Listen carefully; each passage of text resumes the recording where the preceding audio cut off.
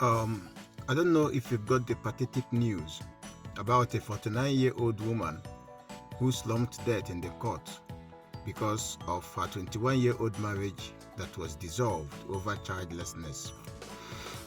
Both parties, they agreed to dissolve their marriage, and the wife asked the court to grant her husband prayer of divorce. In view of this, the court has no other option or choice than to grant the petitioner's prayer for divorce.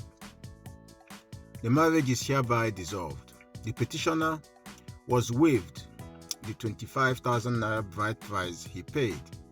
Hence, the respondent has no need to return it. The court held. The man said to the court, "I have just 9 years to retire from civil service. I don't have any child. I am exhausted in this marriage. I've tried my best to have at least a child from my wife, but all attempts had failed. Separate us, my lord." The petitioner had earlier told the court. On her part, the woman told the court that she had prayed and visited doctors, but no child. "My lord, I have gone to different places and have taken different concoctions, all to no avail. I had told my husband to go out and impregnate any young girl and allow me to still remain his wife, but he still insisted on divorce. Where do I go at my age?" she said, and she slumped and died. Well, a lot of things happen to us just because we lack just one or two information that would have helped us. We talk about fertility. Fertility is something that you cannot gain by magic. Fertility is something that you have to imbibe some principles and know you have done your best before you say you are giving up. Now, one of the things we talk about fertility is to focus more on your diet, because you might be getting it wrong in the aspect of diet. In the diet, there are things that are beneficial that helps a woman and a man. We have leafy green vegetables such as the spinach, the kale, the sweet chard. They are rich in folate, and folate is a B vitamin that has so much to do to improve fertility. We have the berries, the strawberries, the raspberries, the blueberries.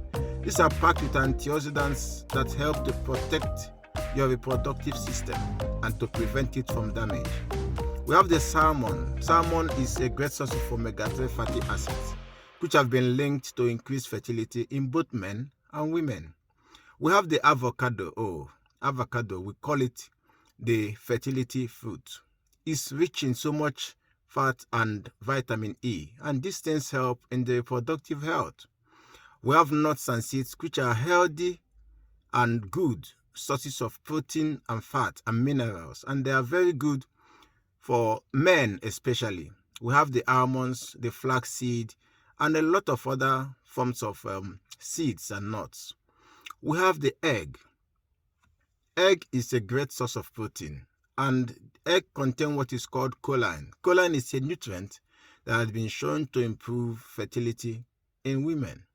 We have the yogurt. Yogurt is high in calcium, which has been linked to improve fertility in women. We have the beans and the lentils. The beans and the lentils are rich in protein, in fiber, and in iron, and all of which are important for reproductive health. And again, we have the dark chocolate. Dark chocolate is rich in antioxidants and has been shown to improve blood flow to the reproductive organ. Now, before you say you have exhausted all your options, have you tried the dietary option? It's not about taking concoctions. It's about putting the right things in your mouth. Like we tell people, food that you eat are one of the most important things that you introduce in your body 3 times in a day. Some people even more than 3 times in a day. So you cannot say that what you put in your mouth cannot contribute to your health and your fertility. So that's what we used to advise.